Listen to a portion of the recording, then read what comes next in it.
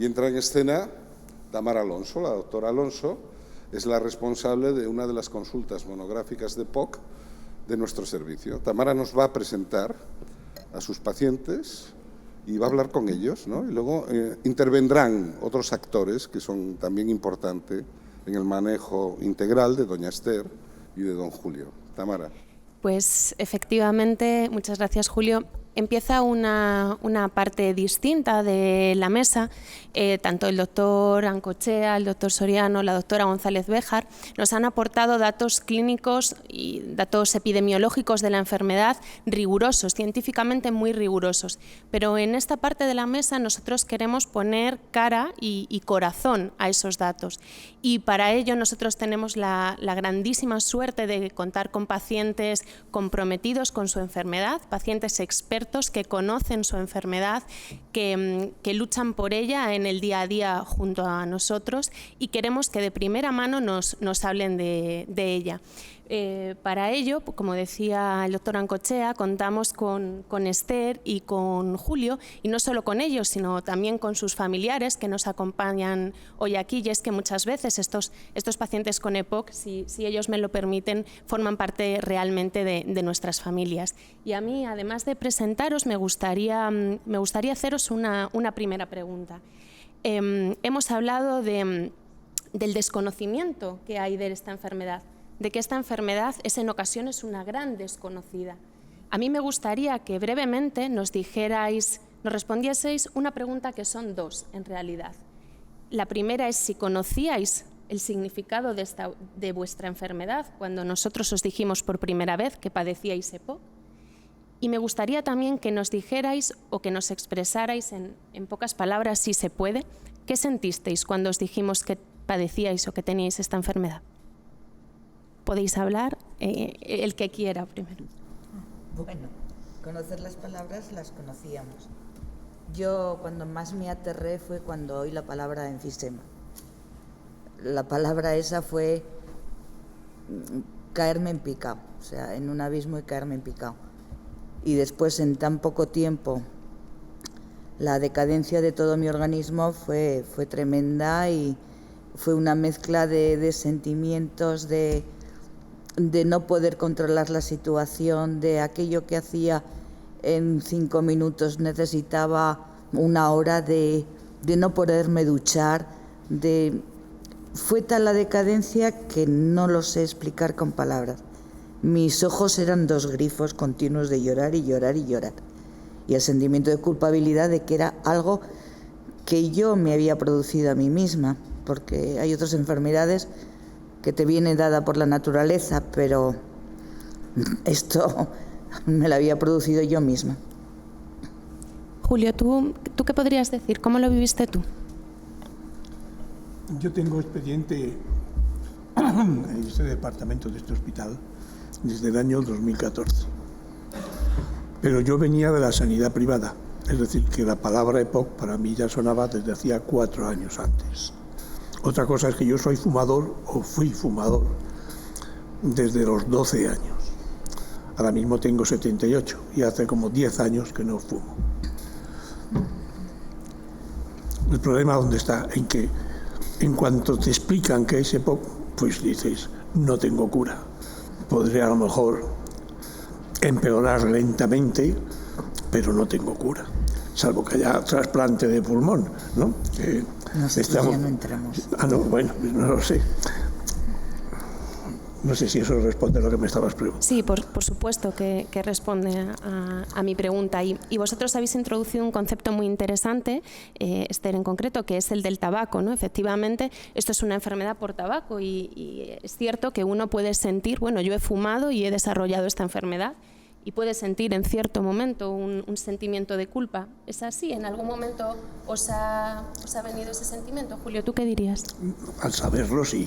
Porque dices, te lo has buscado tú, porque yo no he trabajado nunca en ambientes con polvo.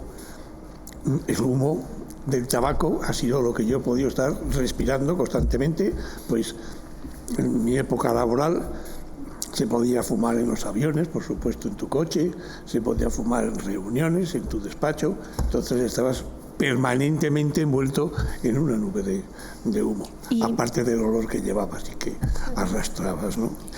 Y si decimos con los datos y con las cifras que todavía seguimos fumando en exceso, que no conseguimos reducir ese tabaquismo, lo que deberíamos, a pesar de todas estas, de la EPOC y otras muchas enfermedades, nosotros hablamos hoy de EPOC, pero hay otras muchas enfermedades que son consecuencia del tabaco.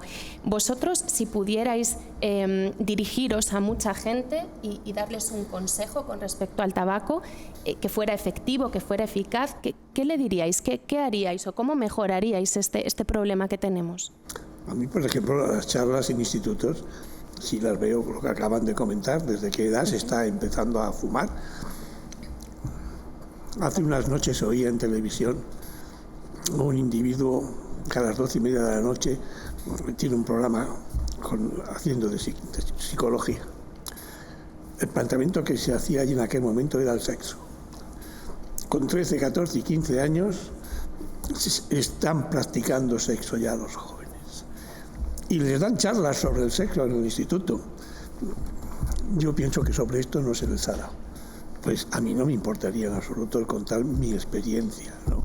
Pues claro, ¿de qué sirve que me arrepienta? Pues no sirve de nada. Ya lo tengo, pues santas y buenas. Pero sí podría decirles, no lo hagáis, luego que hagan lo que les dé la gana, pero mostrarme tal y como estoy, con la gafa puesta y respirando oxígeno, llevándolo, haciendo 16 horas diarias que tengo el oxígeno, pues puedes decir, os veríais así. Yo he tenido que abandonar el deporte, yo he sido un hombre que he caminado mucho por el campo. Yo no puedo hacerlo porque enseguida empiezo con los disnea y me ahogo, ¿no? Pues no puedo hacer ningún deporte, pero ni siquiera pasear, ¿no? Porque en cuanto hay la más mínima pendiente, ya estoy ahogado. Introduces también tú, Julio, un tema muy importante del que nos gustaría hablar con vosotros y que nos dierais vuestra experiencia. Cuando hablamos de EPOC hablamos de muchos síntomas. Hablamos de falta de aire, hablamos de tos, de expectoración, incluso a veces de pitos en el pecho. Nosotros queremos conocer vuestro día a día. Entonces, me gustaría que los dos me dijeseis para vosotros cuál es el síntoma más importante que afecta a vuestro día a día. Esther, ¿qué me dirías? Bueno, el cansancio y el no poder hacer las cosas a la velocidad a la que tú estabas acostumbrada. Yo que he sido también un poco mariprisas, pues ahora te ves limitado. Lo que antes te costaba 5 minutos, ahora te cuesta media hora. Si quieres ir a algún sitio, te lo tienes que planificar para poder llegar a tiempo. En el día a día, yo antes no llegaba a un sitio, cogía la escalera y me subía y punto. Ahora tengo que pedir ayuda. Siempre parece que necesito de alguien, cuando la independencia en una persona es muy importante. La autonomía. El quitarte autonomía es uno de los factores que también te influyen mucho. Y lo que dice Julio de empezar con los chiquillos, porque hay mucha gente personas cultas y que no han oído jamás hablar. El EPOC, ¿qué es eso? Porque se hace mucho campaña antitabaco por el cáncer de pulmón, pero no se tienen en cuenta la cantidad de otras enfermedades que hay, que es que te limitan tanto tu actividad, tu autonomía, tu libertad, que es que son aplastantes. Si realmente la gente supiera que con el tabaco quemas dinero y sobre todo quemas tu salud, la quemas totalmente. No, esa libertad que todo ser humano necesitamos para vivir, la pierdes. Uh-huh. ¿Cómo lo vives tú, Julio? Disnea, ¿qué nos dirías? Disnea. Enseguida, cualquier cosa que haga, ya enseguida me estoy ahogando. Estoy hablando en mi casa, sencillamente. Cualquier cosa que me ponga a hacer, enseguida me estoy ahogando. Es decir, que esos estudios que nos dicen que la disnea o la falta de aire es el síntoma más habitual y que es el síntoma que más compromete la calidad de vida, en vuestro caso, para mí sí. Para vosotros sería así.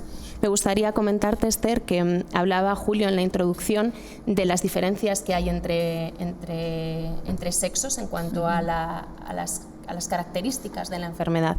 Y dicen muchos estudios publicados que las mujeres con EPOC tienen más sensación de falta de aire, que muchas veces son más jóvenes, sí, que han fumado menos que tienen una obstrucción pulmonar similar, a pesar de ser más jóvenes y haber fumado menos, y que sienten más falta de aire que los varones. Quizá esto queda mucho por analizar y por saber cuáles son las características que determinan esto, pero sí que es cierto que las mujeres lo sienten así, los estudios que lo han analizado lo dicen así. Sí. Y a mí también me gustaría preguntaros por una cosa más y le voy a dar paso a Patricia, nuestra enfermera de práctica avanzada, para dejar de hablar yo, pero sí que me gustaría haceros una última pregunta. Hablamos mucho también, las personas que nos dedicamos o que trabajamos con pacientes que tienen esta enfermedad, que los atendemos, hablamos mucho de lo que implican las exacerbaciones, las agudizaciones de la enfermedad en la vida de un paciente y sobre todo cuando ese paciente tiene una agudización grave y tiene que hospitalizar. A mí me gustaría que me dijeseis desde vuestro punto de vista qué implica una hospitalización por una agudización de esta enfermedad en la vida de una persona con EPOC. Yo no he tenido ninguna. Esther.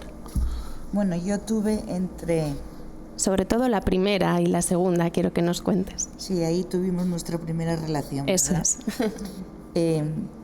Bueno, es el desconocimiento, es el no poder controlar, es que te asfixias, es que te ahogas, es que no sabes por qué.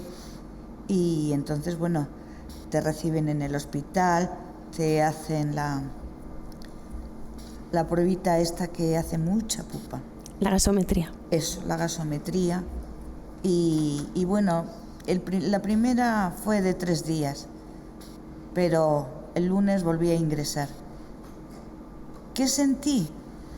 Bueno, pues sentí tranquilidad, me sentí protegida, que alguien me podía dar una solución, porque faltarte aire y que te dijeran en casa, pero respira, no ves, estás respirando, no puedes respirar. No sé, el acto de aspirar aire y llenar los pulmones es que entre la lágrima, la respiración, todo es un cóctel que no sabes cómo reaccionar. No puedes controlar la situación. Es incontrolable, Tamara. ¿Y tú crees, Esther, y quiero la verdad, que desde esa primera agudización, desde esa primera, segunda vez que nos conocimos hasta ahora, que ha pasado pues 5 años, prácticamente 4, un poquito menos de 5, 4. Pero bueno, 4. ¿Tú crees que hemos mejorado el control de tu enfermedad? ¿Tú crees que lo hemos hecho bien, aunque sea mejorable? ¿Cómo dirías que ha sido el control? Yo me he sentido bien acogida, una gran empatía, tanto por vosotros, luego mi queridísima Patricia, que enseguida le doy un telefonazo para darle la lata. Trato de darte la lata lo menos posible, pero cuando no puedo la doy. Porque alguien me aconsejó que lo importante es dar la lata. Y bueno, me siento acogida. Lo que pasa que es verdad lo que decía el doctor Ancochea, que muchas veces llegas al médico de cabecera y no sabe muy bien qué hacer contigo. Se mete en el ordenador, mira a ver cuál ha sido tu último ingreso. Entonces se encuentra quizá un poco desbordado de la situación.